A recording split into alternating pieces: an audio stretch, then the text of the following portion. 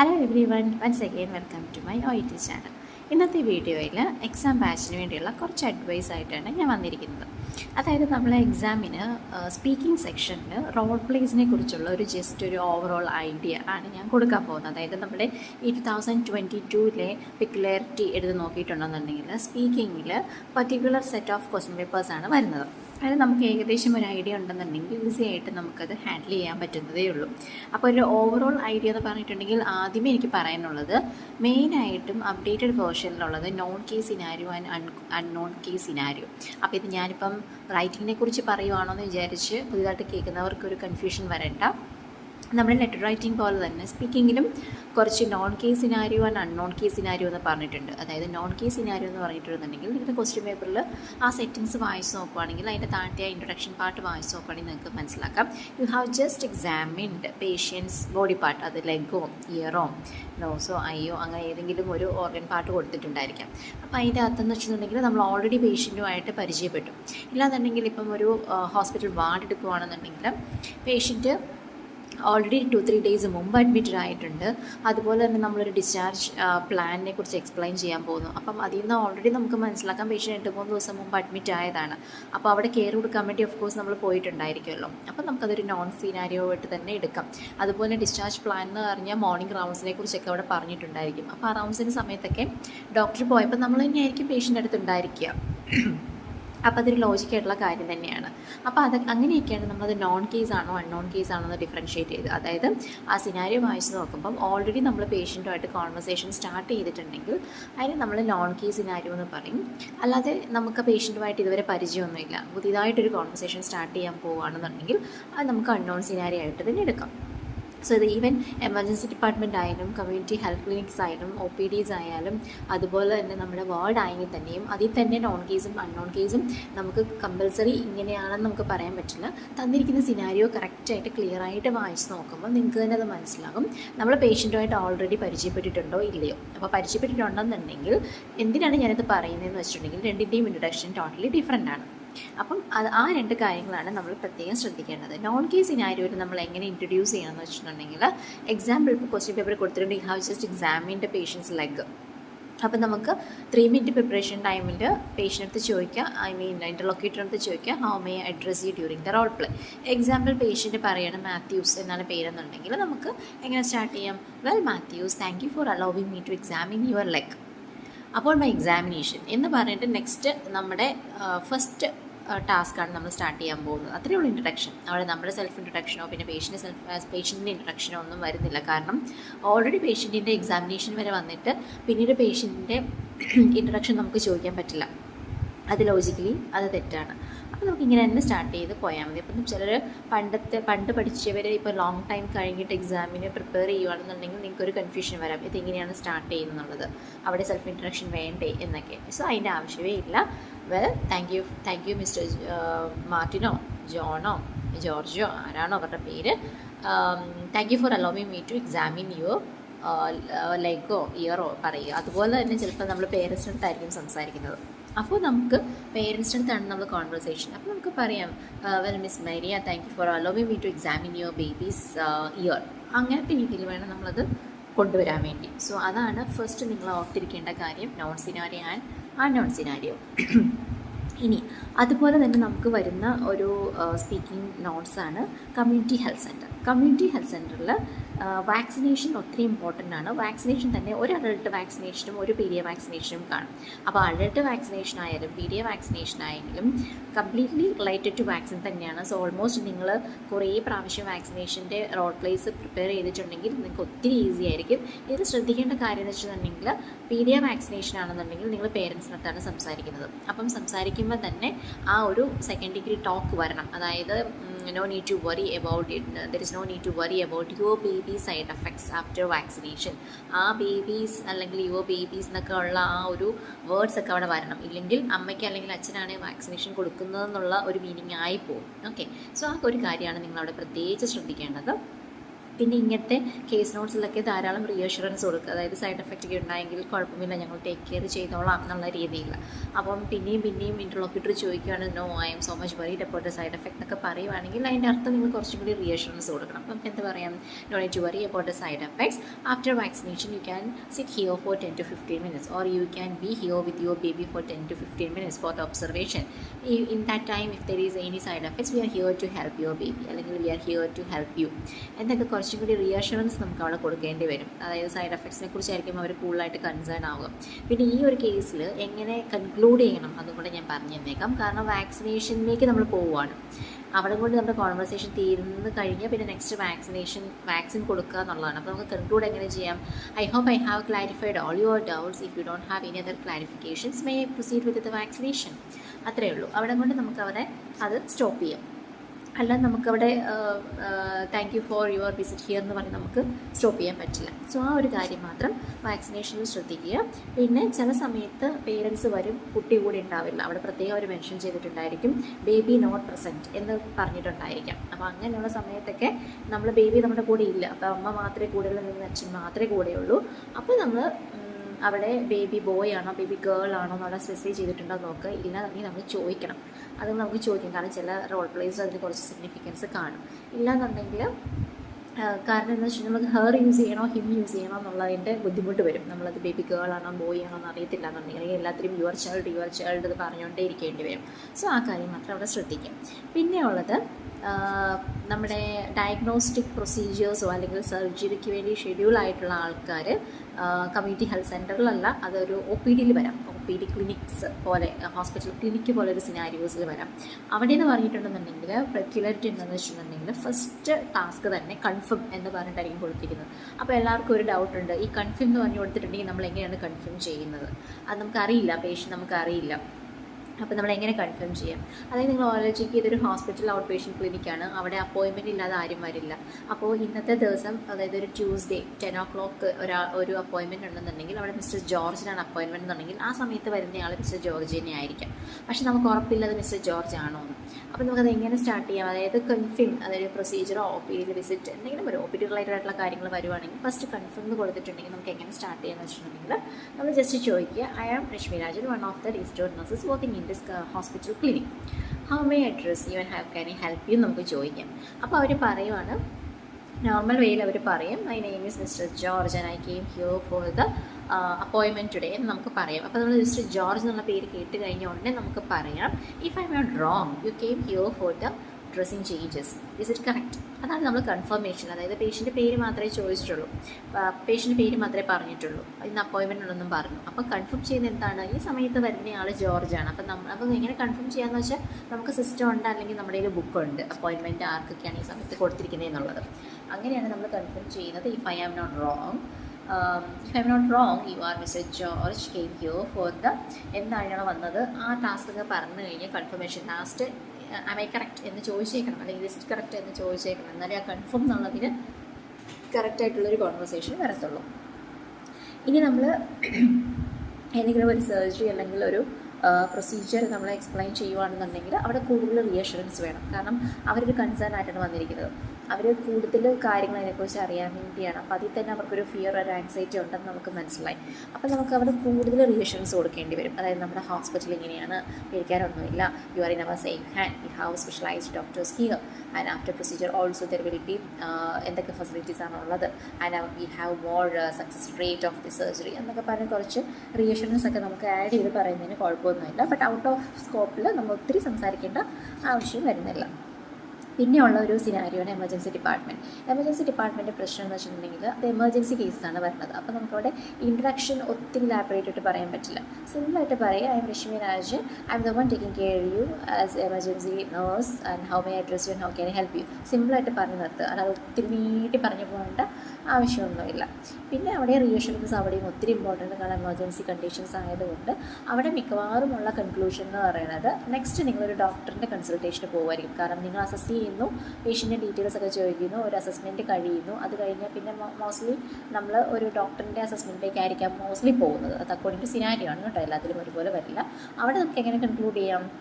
Thank you for your valuable informations. If you don't have any other clarifications means let me get you a doctor without any delay so that you can get the medical care without അല്ലെങ്കിൽ as soon as possible എന്ന് പറയാം. അല്ലെങ്കിൽ നമുക്ക് പറയാം please sit here for 2 minutes, by the time I will get your doctor without any delay എന്ന് പറഞ്ഞ് നമുക്കവിടെ conclude ചെയ്യാം. അതായത് നെക്സ്റ്റ് ഡോക്ടറിൻ്റെ കൺസൾട്ടേഷനാണ്, അതുകൊണ്ട് ഞാൻ ഡോക്ടറിനെ വിളിച്ചിട്ട് വരട്ടെ എന്നുള്ള രീതിയിൽ വരും. അത് അക്കോർഡിംഗ് ടു സിനാരിയോ മാറും, പക്ഷേ ഓൾമോസ്റ്റ് എപ്പോഴും വരുന്നത് ഈ ഒരു രീതിയിലാണ്. അതുപോലെ തന്നെ എമർജൻസി ഡിപ്പാർട്ട്മെൻറ്റ് എന്ന് പറയുമ്പോൾ കുറച്ച് പ്രായമുള്ളവരുടെ സിനാരിയോസ് കാണാനുള്ള ചാൻസസ് കൂടുതലുണ്ട്. അതായത് അഡ്മിഷന് വേണ്ടി നമ്മൾ ഒത്തിരി കൺവിൻസ് ചെയ്യേണ്ട ഒരു കുറച്ച് കേസസ് വരാം. അപ്പോൾ ഇങ്ങനത്തെ കേസസിലൊക്കെ നമ്മൾ ഒത്തിരി സിമ്പതി, എംപതി, അതുപോലെ തന്നെ ഒത്തിരി നമ്മൾ അവരുടെ അടുത്ത് കൺവിൻസ് രീതിയിൽ സംസാരിക്കേണ്ട ആവശ്യം വരും. അവിടെയൊക്കെയാണ് നമ്മൾ കോംപ്ലിക്കേഷൻസ് പറയുന്ന ഒരു സിറ്റുവേഷൻ വരും. മിക്കവർക്കും അതൊരു കുറച്ചൊരു പ്രോബ്ലമാറ്റിക് ആണ്. കാരണം നമ്മളെപ്പോഴും ഇപ്പോൾ നമ്മൾ പറയുവാണ് പേഷ്യൻ്റ് അഡ്മിറ്റ് ആയില്ല എന്നുണ്ടെങ്കിൽ നിങ്ങൾക്ക് ഒത്തിരി കോംപ്ലിക്കേഷൻസ് വന്ന് ഹാർട്ട് അറ്റാക്ക് വരെ വന്ന് മരിച്ചു പോകാനുള്ള ചാൻസ് ഉണ്ട്. നമുക്ക് ഒരിക്കലും പേഷ്യൻ്റ് ഡയറക്റ്റ് ഇങ്ങനെ പറയാൻ പറ്റില്ല. അപ്പോൾ നമുക്ക് എന്ത് ചെയ്യാൻ പറ്റും? നമ്മളിങ്ങനെ പറയണം, I'm so sorry to inform you that എന്ന് പറഞ്ഞിട്ട് പറയുക. If you didn't get admission here then maybe the chance to get this many complication, but no need to worry. ആ ബട്ട് നോ നീഡ് ടു വറിയും കൂടെ പറഞ്ഞേക്കണം. കാരണം ഒരു negative കാര്യം പറയുമ്പം എപ്പോഴും നമുക്കൊരു പോസിറ്റീവ് കാര്യം കൂടെ അവിടെ പറയണം, എന്നാലേ അത് ന്യൂട്രലൈസ് ആയി പോകത്തുള്ളൂ. But no need to worry, if you get admission here we will monitor you continuously and all doctors are present when I'm there, what all the things if it is needed, all team members are ready to do that so that we can avoid possible complications. നിങ്ങളൊക്കെ പറഞ്ഞ് അവരെ convince ചെയ്യണം. ആ കൺവിൻസ്മെൻറ്റിൽ വരുന്ന 2-3 sentences ആണ് ഇതൊക്കെ. I'm so sorry to tell you എന്ന് പറഞ്ഞ് കോംപ്ലിക്കേഷൻ പറയുക, but no need to worry എന്ന് പറഞ്ഞിട്ട് ബാക്കിയുള്ള പോസിറ്റിവിറ്റി കൂടെ പറയുക. അപ്പോൾ പേഷ്യൻറ്റിന് എന്നാലും അഡ്മിഷൻ അക്സെപ്റ്റ് ചെയ്തേ പറ്റത്തുള്ളൂ എന്നുള്ളൊരു സിറ്റുവേഷൻ നമ്മൾ വരുത്തിക്കണം. അപ്പോൾ അതാണ് എമർജൻസി ഡിപ്പാർട്ട്മെൻറ്റിൻ്റെ കുറച്ചൊരു സിനാരിയോസ് നമുക്ക് കുറച്ച് കഷ്ടം പോലെ തോന്നുന്നത്. പിന്നെ ഉള്ളതാണ് യു ഹാവ് ജസ്റ്റ് എക്സാമിൻഡ് എന്ന് പറഞ്ഞതും ഈ എമർജൻസി ഡിപ്പാർട്ട്മെൻറ്റിൽ മോസ്റ്റ്ലി വരാനുള്ള ചാൻസസ് ഉണ്ട്. പിന്നെ ഉള്ളതാണ് ഹോസ്പിറ്റൽ വാർഡ്. ഹോസ്പിറ്റൽ വാർഡിൽ തന്നെ നോൺ കേസസും അൺനോൺ കേസസും വരാം. നോൺ കേസസ് എന്ന് പറഞ്ഞിട്ടുണ്ടെങ്കിൽ നമ്മൾ ഡിസ്ചാർജ് പ്ലാൻ ഡിസ്കസ് ചെയ്യാൻ പോകുന്ന സിനാരിയോസ്. അവിടെ ഓഫ് കോഴ്സ് നമ്മൾ പേഷ്യൻറ്റുമായിട്ട് നേരത്തെ കണ്ടിട്ടുണ്ടായിരിക്കാം, ഇല്ലേ? കാരണം 2-3 ദിവസമൊക്കെ പേഷ്യൻ്റ് അഡ്മിറ്റ് ആയ പേഷ്യൻസ് ആയിരിക്കാം. അതുപോലെ തന്നെ ഡോക്ടേഴ്സ് റൗണ്ട് കഴിഞ്ഞു എന്നൊക്കെ പറഞ്ഞിട്ടുണ്ടെന്നുണ്ടെങ്കിൽ ഓഫ് കോഴ്സ് നമ്മൾ ആ പേഷ്യൻ്റെ കൂടെ ഉണ്ടായിരിക്കും. അവരുടെ ടൈമിങ്ങും ശ്രദ്ധിക്കണം. കാരണം ഡോക്ടേഴ്സിൻ്റെ റൗണ്ട്സ് കഴിഞ്ഞെന്ന് പറഞ്ഞാൽ മോസ്റ്റ്ലി അത് മോർണിംഗ് ടൈം ആയിരിക്കും. എപ്പോഴും മോർണിംഗ് ആവണമെന്നില്ല. നിങ്ങളുടെ എക്സാം ഈവനിങ് ആയതുകൊണ്ട് ഒരിക്കലും എപ്പോഴും ഗുഡ് ആഫ്റ്റർനൂണും ഗുഡ് ഈവനിങ്ങും തന്നെ പറയണമെന്ന് ഒരിക്കലും ഇല്ല. മിക്ക സ്റ്റുഡൻസിനും ആ ഒരു മിസ്കൺസെപ്ഷൻ ഉണ്ട്.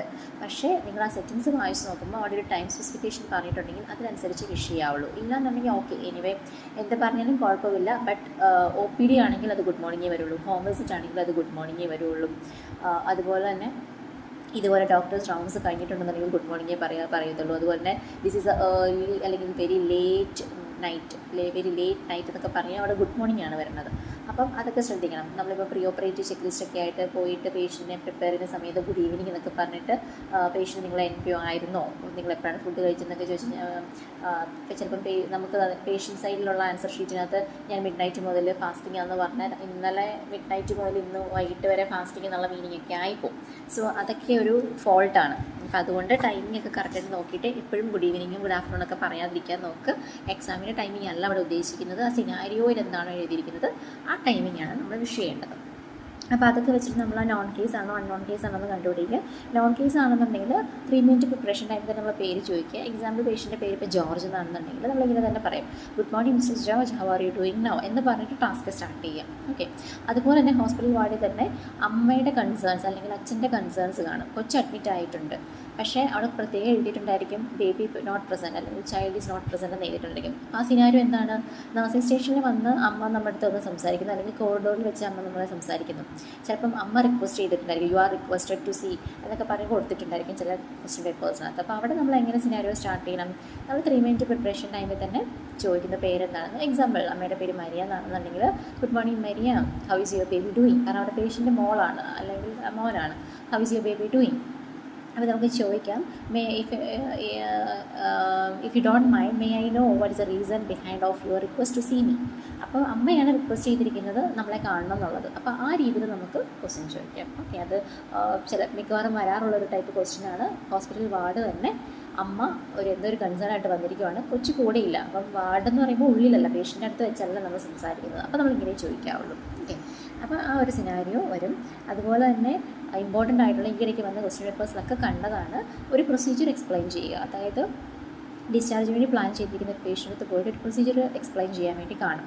അപ്പോൾ ആ പ്രൊസീജിയർ എക്സ്പ്ലെയിൻ ചെയ്യുമ്പം ചിലപ്പം ആ പ്രൊസീജിയറിൻ്റെ ചുറ്റിപ്പറ്റിയുള്ള എല്ലാ കാര്യങ്ങളും നമ്മുടെ റോൾ പ്ലേ കാർഡിനകത്തുണ്ടായിരിക്കും. ബട്ട് എക്സ്പ്ലെയിൻ ദ പ്രൊസീജിയർ കാണത്തില്ല, ആ ക്വസ്റ്റ്യൻ ചിലപ്പം കാണില്ല. But there is a chance for the patient to ask ഞാൻ എങ്ങനെ ഇത് ചെയ്യണം എന്ന്. ചിലപ്പോൾ ഇൻ കേസ് അവർ ഔട്ട് ഓഫ് ഇത് ചോദിച്ചിട്ടുണ്ടെന്നുണ്ടെങ്കിൽ നിങ്ങളത് ക്രിയേറ്റ് ചെയ്ത് പറയാനൊന്നും പോകണ്ട, കാരണം നമ്മുടെ കാർഡിൽ അതില്ല. അപ്പോൾ നമുക്ക് എന്താ പറയേണ്ടത്?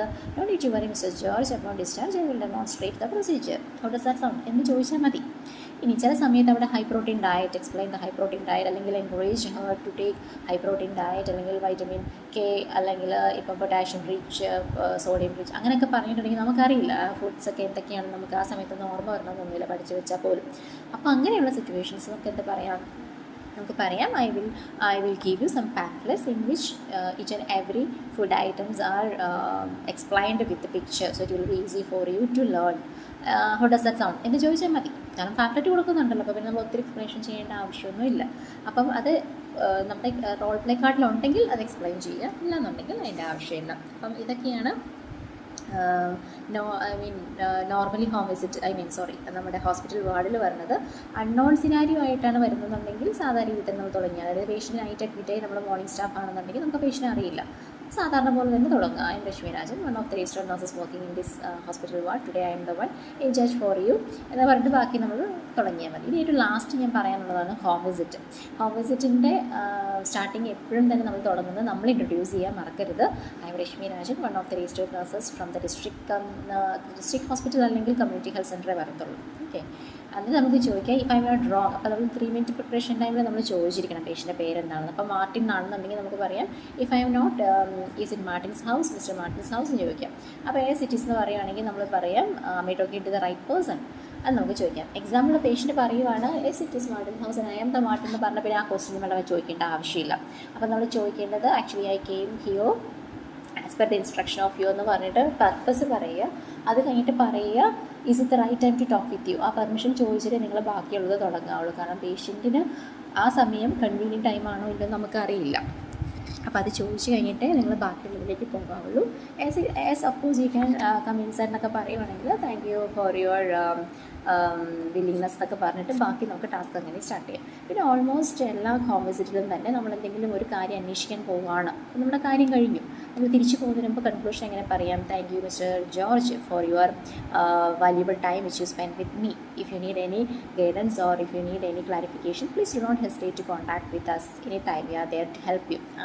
I am there to help you നമുക്ക് പറയാൻ പറ്റില്ല, കാരണം നമ്മളായിരിക്കില്ല എപ്പോഴും ആ കമ്മ്യൂണിറ്റി ഹെൽത്ത് സെൻ്ററിൽ ഇരിക്കുന്നത്.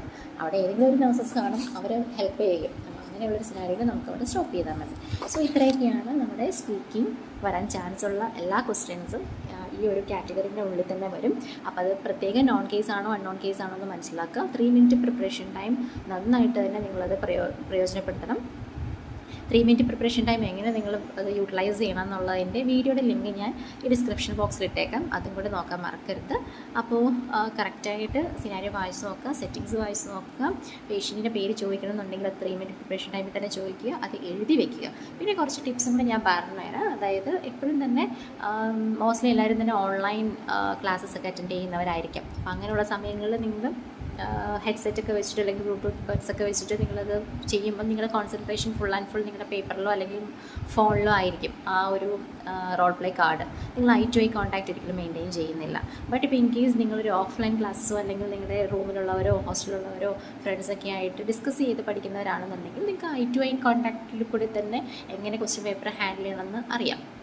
ബട്ട് ഒരു 80% എല്ലാവരും തന്നെ ഓൺലൈൻ ക്ലാസ്സസ് അറ്റൻഡ് ചെയ്യുന്നവരാണെന്നുണ്ടെങ്കിൽ ഈ ഒരു ബുദ്ധിമുട്ട് നിങ്ങൾ എക്സാം ടൈമിൽ നിങ്ങൾക്കത് ഫേസ് ചെയ്യേണ്ടി വരും. അതായത് നിങ്ങളുടെ കയ്യിൽ റോൾ പ്ലേ കാർഡുണ്ട്, നിങ്ങളുടെ മുമ്പിൽ ഇൻ്റർലോക്യൂട്ടർ ഉണ്ട്, നിങ്ങളൊരു ക്വസ്റ്റ്യൻ ചോദിച്ചു, അവരൊരു ആൻസർ പറഞ്ഞു. അവർ ആൻസർ പറയുമ്പം നിങ്ങളൊരിക്കലും ക്വസ്റ്റ്യൻ പേപ്പറിൽ നോക്കിയിരിക്കില്ല, അവരുടെ ഐസിലായിരിക്കും കോൺസെൻട്രേഷൻ, അവർ സംസാരിക്കുന്നതിലായിരിക്കും കോൺസെൻട്രേഷൻ.